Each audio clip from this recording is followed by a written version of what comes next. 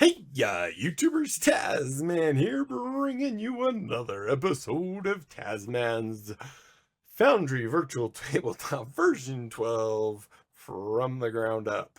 And in our last episode, we went over, I don't know why I always say in our last episode, because then I have to go look it up. But if I remember right, we did Monk's scene enhancements and the ownership viewer. Oh, yes, I think I got him. Really quick before I get started, it looks like my last video actually did really well view-wise, at least for me, really well. It's had 67 views so far. Looks like it's had 3 likes, and unfortunately it's had 1 dislike, but 0 comments. So I have no comments to read, no comments to say, hey, this is why I didn't like it as much.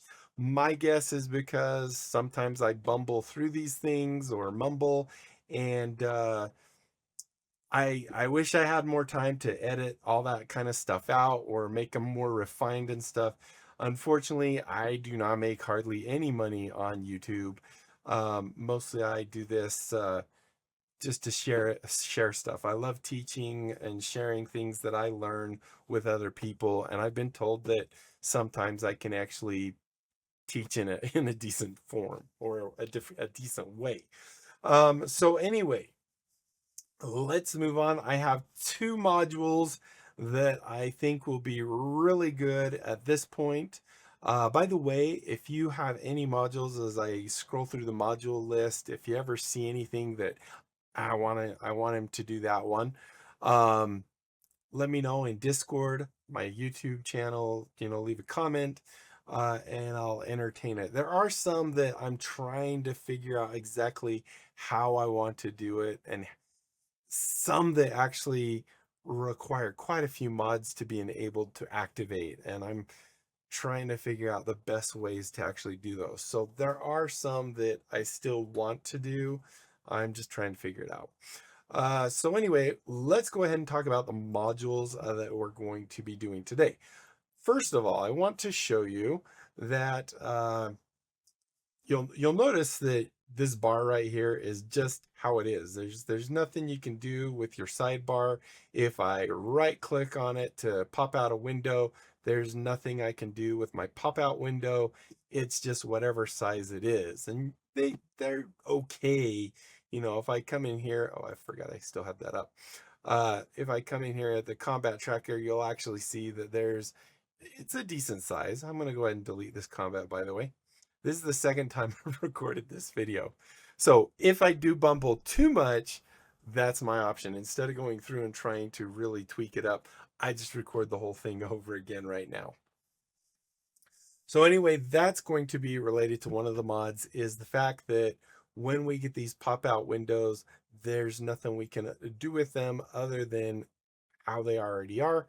And the second one is when you're doing combat, and especially if you have a screen that has limited desktop real estate, um, swapping between these two or even popping out one of these things, as you can see, this has now taken up almost half of our screen, especially if I have lots of mobs in it. So it can definitely take up a lot of that real estate. So we're going to also talk about another module that you obviously know because you can see the title of the video, which is the combat carousel. So if we go in here to manage modules, or not combat carousel combat tracker. So we're going to enable that one. And the other one, obviously you've seen, is the window resizer. Let's just type size. Sidebar and window resizer. So we're going to go ahead and enable both of those, and I'll show you really quick what those actually do. With the combat carousel, you don't necessarily need the resizer because the combat carousel kind of makes it so you don't have to have that. But now if we click on this, I might have to go enable it real quick. Let me go double check. I didn't actually do this part as much. Let's see, sidebar and window resizer. So enable chat formatting. I don't know that I've ever really enabled that. It says it's experimental, so I guess we could see if it works okay. And then we have, this is mostly for the chat. I guess, let's go look real quick. If we do this one, is it already? It might not work in version 12 very well. I'm going to just say enable and see what that does for us. I know it worked pretty good in previous versions, so let's get rid of you real quick. And now if I right click, yeah, it's usually what it'll do is draw a little arrow down here. So this was not part, but oh, that's different. It's actually given us, I think it's given us that, right? It's given us chat options, I think is what we just enabled. If I right click that one, don't enable this mod. I'm not even going to include it as what it was because it didn't work at all. So in my previous video, I actually didn't even, I talked about this, but I forgot the name of it, and I was looking up for pop-up window resizer, and I typed pop and it didn't pull up anything. So ignore that mod. I don't think I'm going to record this a third time just to get rid of me saying, oh, it doesn't work. All right, so now that we are going to be talking about the Carousel combat tracker, which is, yes, I said it right, right there. So first of all, what this does is basically it gives us a carousel up top that kind of will filter or cycle through, is a better word, your different people that are fighting and stuff. So if we go ahead and add in a combat here, we'll just do something like that. We'll right click, we'll say combat. So if we go look at our combat encounter here, you can actually see that we have, did I enable it? I thought it popped up as soon as I did that. No, I have to begin combat. So, sorry. So as you can see here, player, we don't see anything. We can get rid of this. There we go. So let's go ahead and as this up again, I need to roll for our bad guys real quick. And then we'll click on after we get, well, actually, I'm just going to roll for everyone, I guess.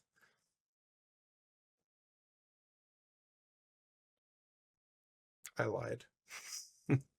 Let's go ahead and go for them now. And there we go. He can do them. So with the combat carousel, it's not actually pulling up. So I just want to double check because that seems a little weird to me. I need to go to this one again. Manage modules, carousel combat tracker.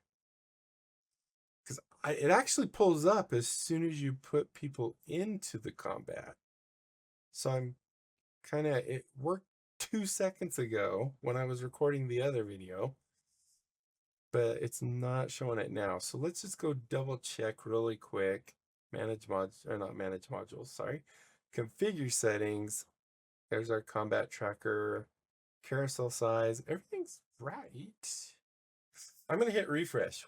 When in doubt, hit refresh. All right, and then I'm also going to go ahead and get rid of this. All right, so I'm actually not going to include these two because they're not actually part of the party. I'm just going to do something like this instead.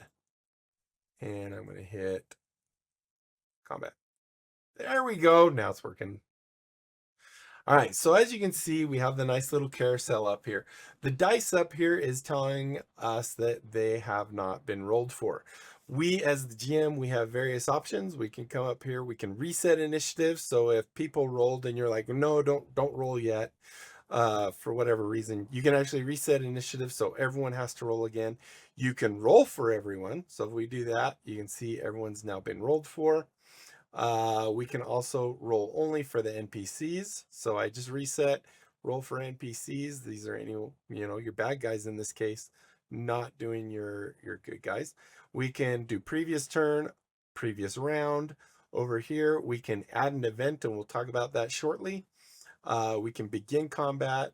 We can go to the combat tracker settings, which is basically a quick shortcut to that main the combat tracker settings, which is coming here and going to the little gear here, which I guess I show you is the exact same thing.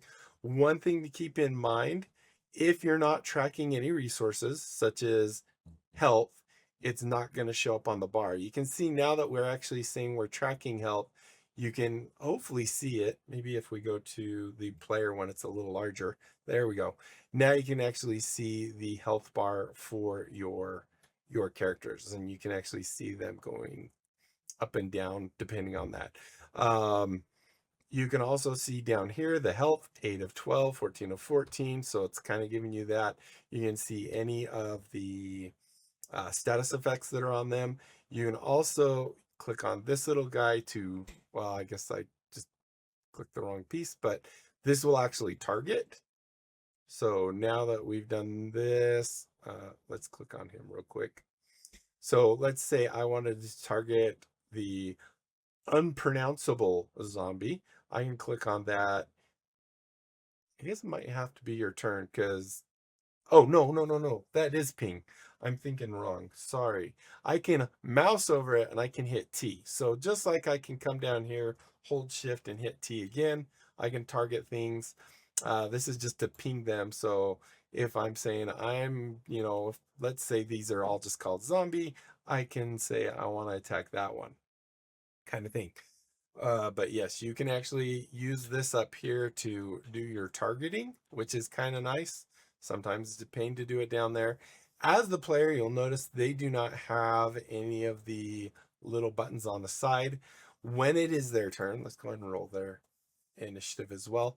When it's their turn, basically, so when it's, who is this guy again? Merrick. It will have 2 like forward arrows, and that's how they advance their turn. As the GM, you never get those little arrows. I'm going to go ahead, roll everyone, get everyone rolled. So like I was saying, if you do not have the attributes set in here to, sorry, wrong thing.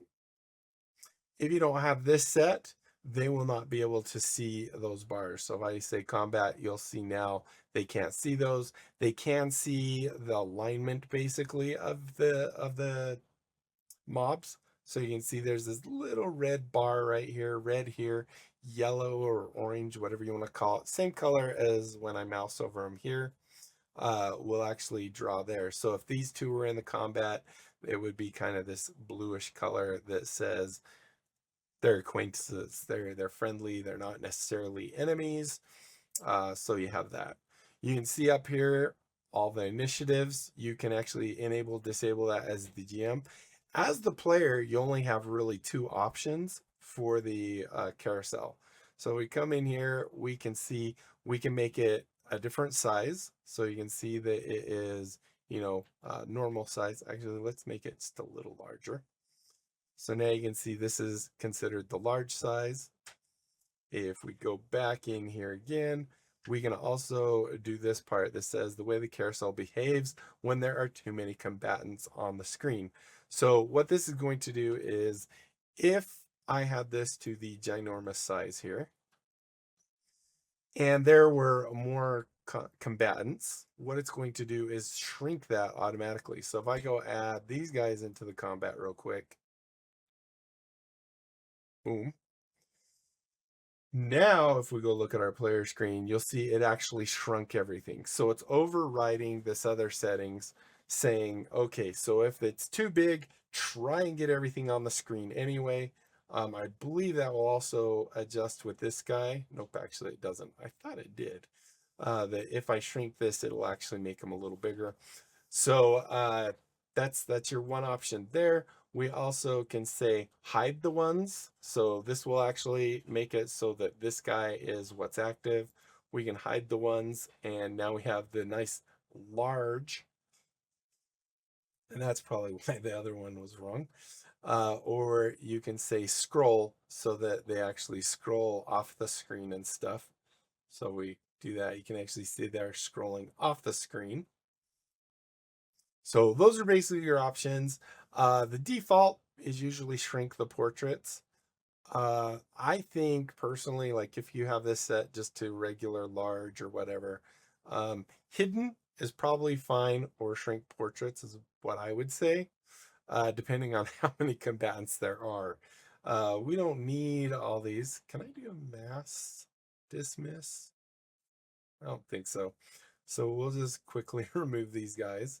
Actually, I could, because I could actually highlight them all again, but now it's a little late.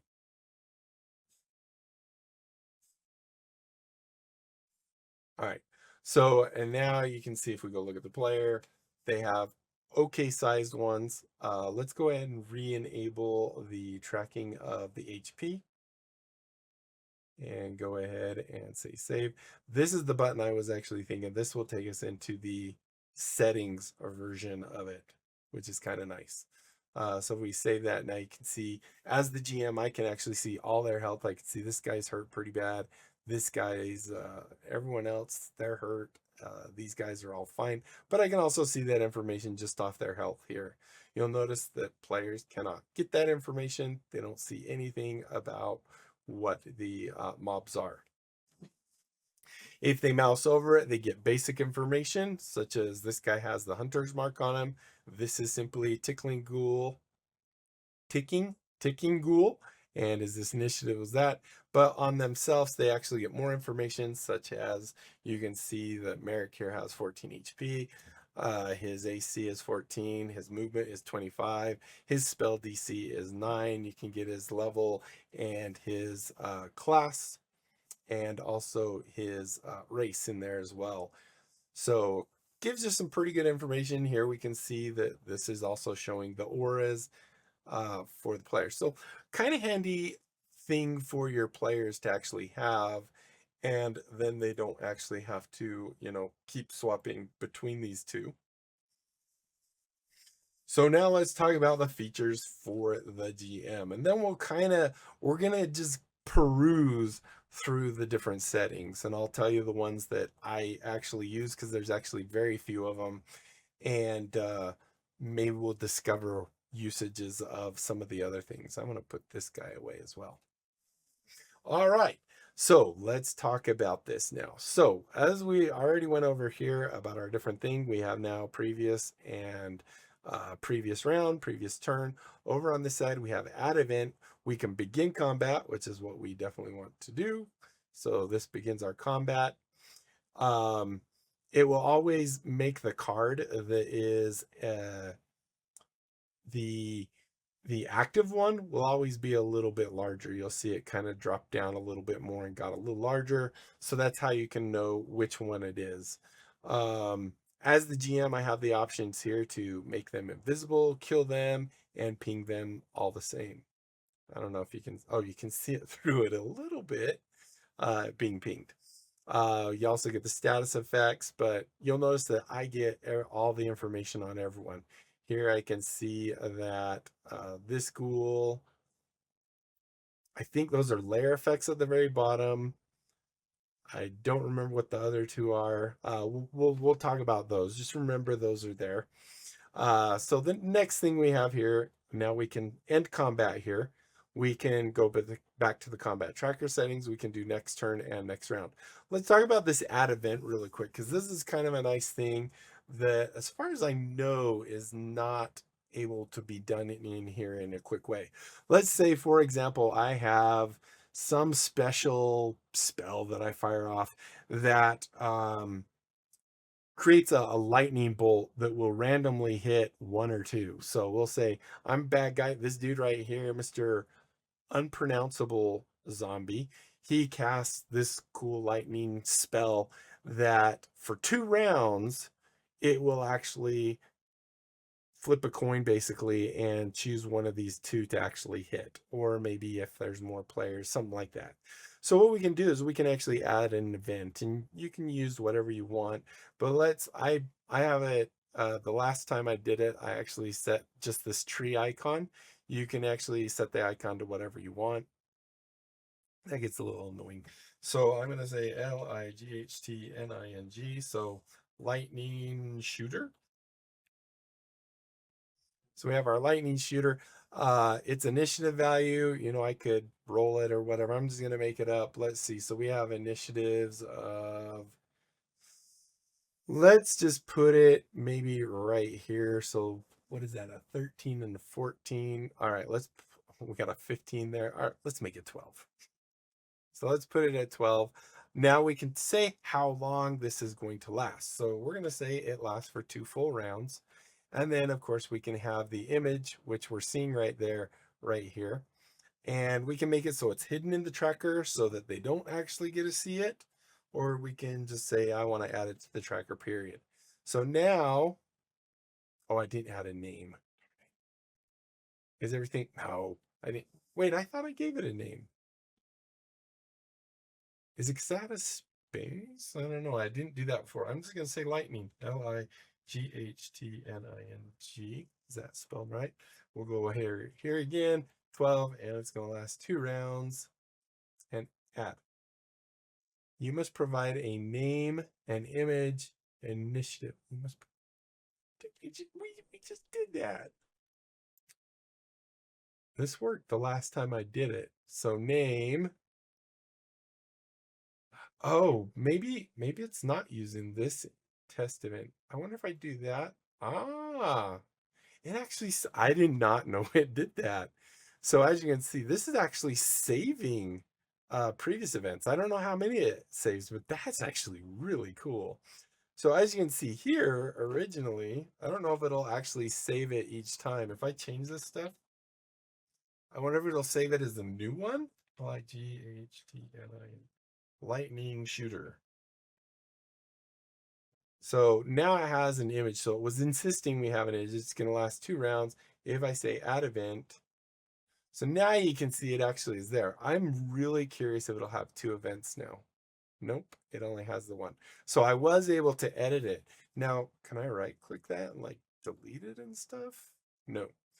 I'm not sure how you get rid of them, but that's actually really cool. So now we actually have this lightning shooter. So if we go through combat, you'll see that it has an initiative. And then right here, I could say, okay, I'm going to flip a coin, go here. Since I don't have to be in that window, I'm going to do a /R and do 1D2. So let's say that Krusk is going to be 1, Merrick is going to be 2. Flip a coin. Booyah, it's 2. So now we could actually have the little, the lightning bush could target Merrick. And you also notice when I mouse over things, it actually shows up here which one I'm doing, which is kind of nice. So we could have it, I don't think it can target though. The light, oh, actually it did target, didn't it? I think. I haven't played too much with it other than that. I mean, so technically what I would say here is, okay, now it's going to do, what, 1d10 damage or something like that. So there we go. 5 damage. Merrick can take 5 damage, which it doesn't register anything here, but it does give you this nice little interface to show you your event. And what is also cool, I'm going to go in here because I can do this faster. I can go and you'll see right now over here, I was pointing to it with my finger. Can't see that. But here you can actually see it's on 2 of 2. So this is the little countdown. Right now it's complete. If I go to the next round, you'll see now it is 1 of 2. And when we get to the very last one, so this will be 0 of 2, it actually removes it from the combat tracker. So very cool stuff going on right there. All right, so let's just really quickly go over the settings. There's a bunch in here. I don't use hardly any of them. So the configure attribute, when we're mousing over things, you see all those little guys right there.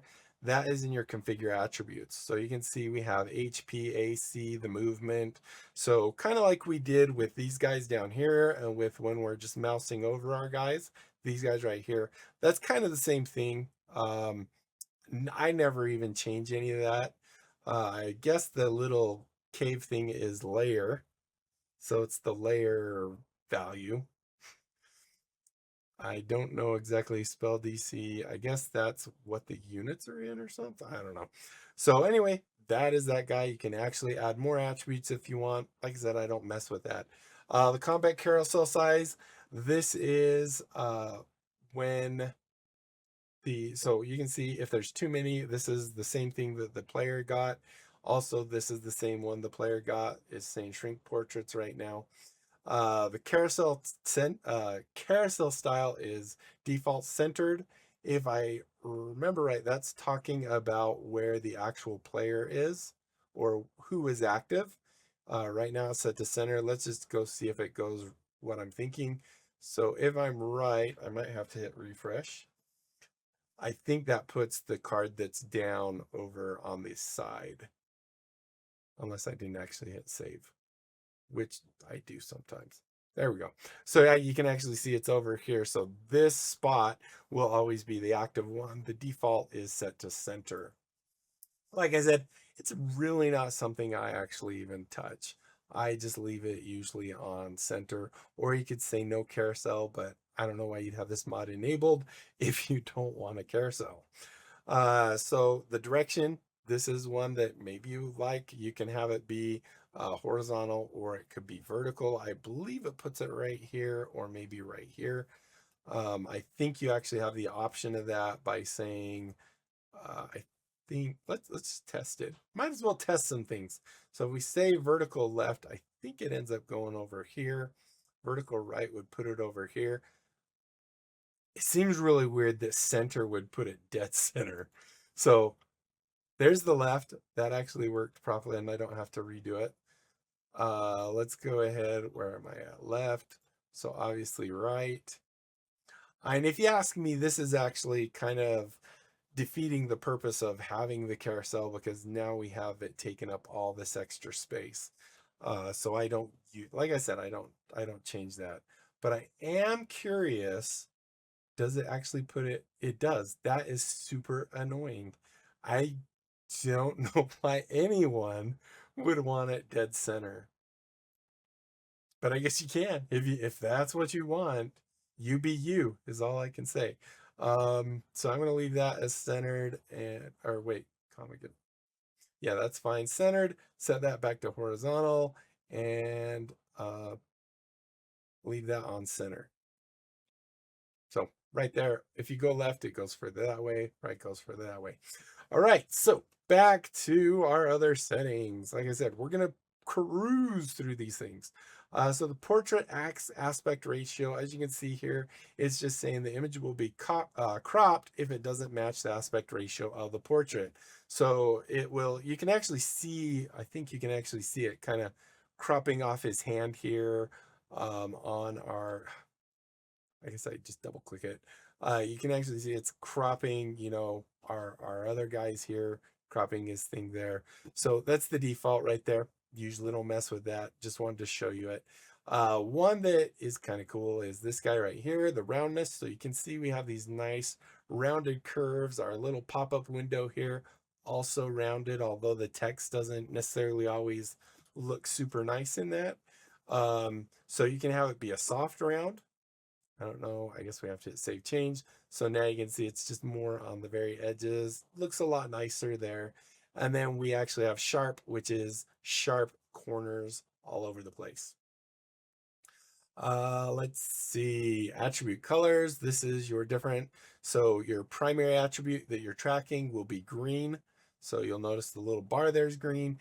If you're tracking secondary attributes, I rarely track more than just the primary attributes. The tertiary, I guess, attribute or the portrait attribute.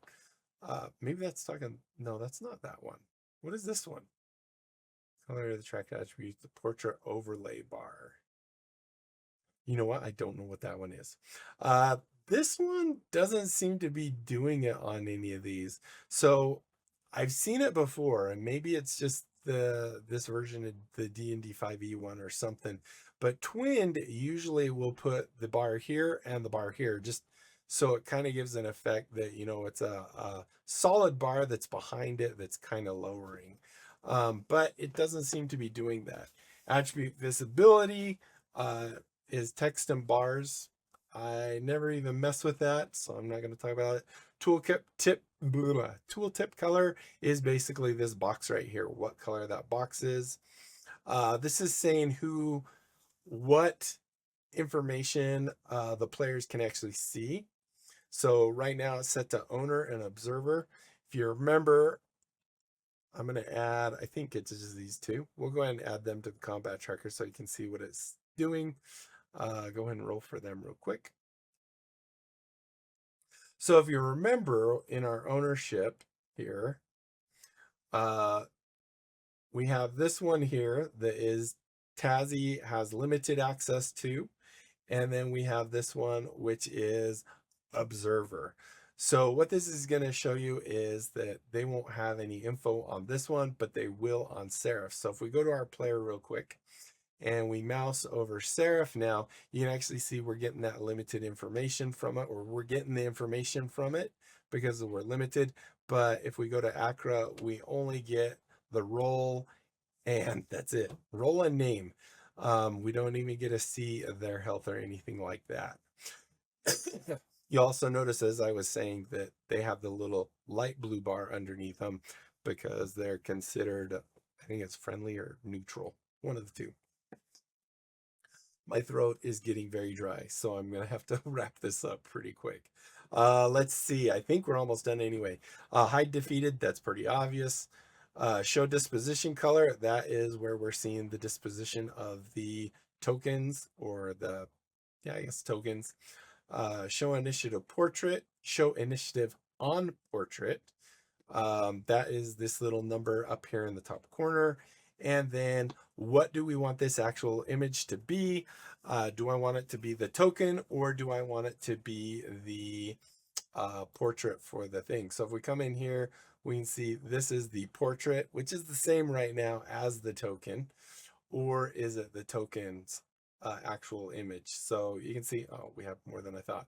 So it can either be the actor, which is the portrait, and then we have the token. We can tell it to display the name. It's set to always.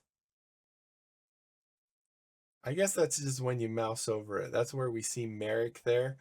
I don't mess with it. Always show the player info. That would be the other information. So you could actually tell it to hide. Actually, no, that's not. Allow players to see all tracked attributes and system icons of other players. I don't know why you'd ever want that enabled. And then hide until first turn, so that will hide characters on the thing.